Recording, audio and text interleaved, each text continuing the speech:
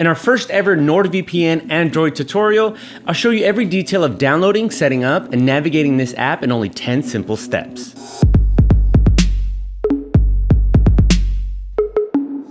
Step 1, you'll need to get a subscription to the NordVPN Android app. To help you save money on your plan, you can access our exclusive discount by scanning the QR code on screen or click the link in the description. This will take you directly to the NordVPN pricing page, where our coupon is automatically applied. There are a few different plans available, starting with the basic tier, which includes the VPN, threat protection that blocks ads and malicious sites, as well as dark web monitoring that alerts you if your email has been compromised. However, to get the most NordVPN for Android protection and the best price per value, I suggest the Plus tier. This includes everything in the basic tier as well as a password manager, so it's much cheaper than purchasing these cybersecurity tools separately. All the plans are already very affordable, but you'll get the lowest price possible with the 2-year option.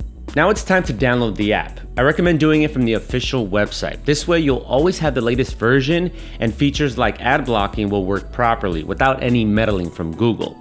Just a reminder, subscriptions available through the mobile app cost more than the ones through our discount link. After downloading the app, simply log into your account and you'll see the main dashboard. Before we explore the features, I'll show you a NordVPN Android phone tutorial on safeguarding your account right from the start. First, we need to enable multi-factor authentication so you have an extra layer of security while logging in. To do this, go to the last tab of the app, press Manage Account, and click on Multi-Factor Authentication. Now, click Manage MFA. You'll be instructed to verify your email via a 6-digit code. After that's done, go back to the multi-factor authentication tab and press the setup button in the Authenticator app area.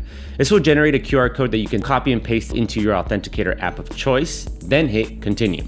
All that's left to do is confirm the MFA code and save all of your backup codes. Alternatively, NordVPN on mobile also lets you set up MFA through Security Key.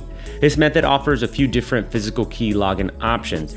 You'll be prompted with instructions for each key, and there's an additional guide on the NordVPN official website if you need it. For the next step in this NordVPN Android setup, we're going to enable Auto Connect so you'll be protected by the VPN at all times and on all networks. First, go to Settings, then Auto Connect. You now have the choice to keep this feature enabled on all networks, Wi-Fi networks, or only mobile networks. Now that the safeguarding measures are taken care of, I'll show you how to use NordVPN on Android, starting with connecting to a server. There are a few different ways to do this.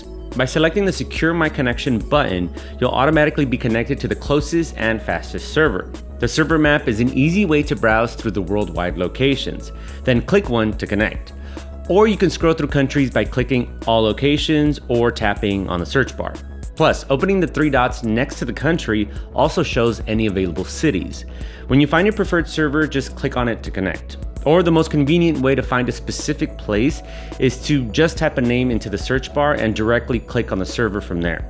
Regardless of which connection method you use, NordVPN has thousands of servers in over 180 locations, so there are plenty of options to choose from. The app also has specialty servers in the same All Locations selection tab. The dedicated IP, for example, is a paid add-on that's great for anyone who prefers to have their own exclusive IP address. This not only reduces the risk of server blacklisting and overcrowding, but also allows you to skip more of those annoying CAPTCHA prompts too. Connecting to the Onion over VPN and double VPN servers, on the other hand, are for maximum anonymity, but do impact connection speeds. The obfuscated servers, though, are designed to mask your VPN use altogether, making it possible to bypass online censorship or heavy restrictions. For the next part of this NordVPN tutorial, let's look at the protocol options. You'll find the options under Settings, then Protocols.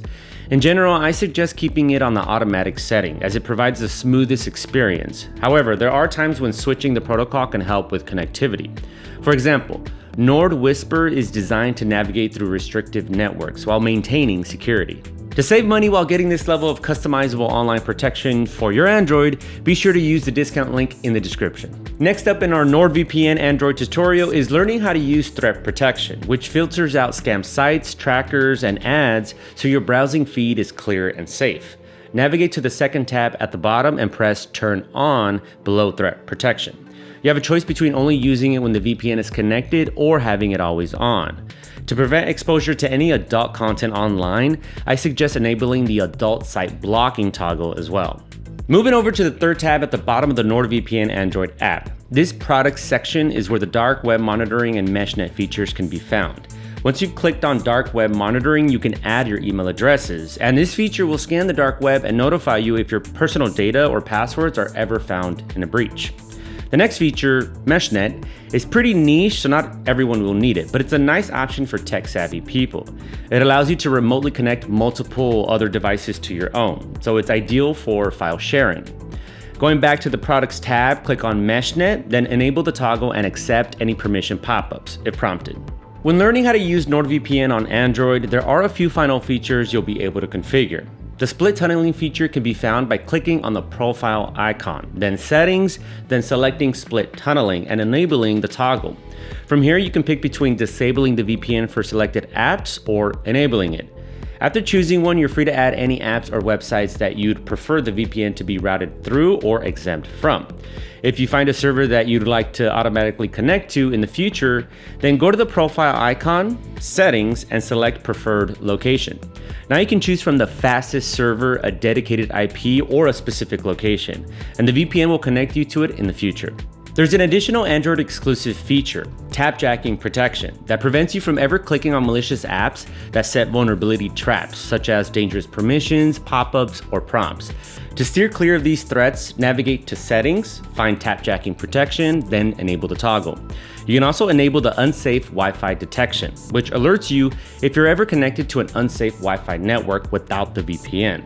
And remember, you'll only be able to get a discount on your NordVPN subscription by using the link I left in the description. So be sure to check out with that to save money. To sum up today's tutorial, NordVPN is one of the best VPN for Android options, and setting it up is a quick, simple, and powerful way to protect your privacy and security online. All right, if you have any more questions, feel free to leave them below, and I'll see you in the next video.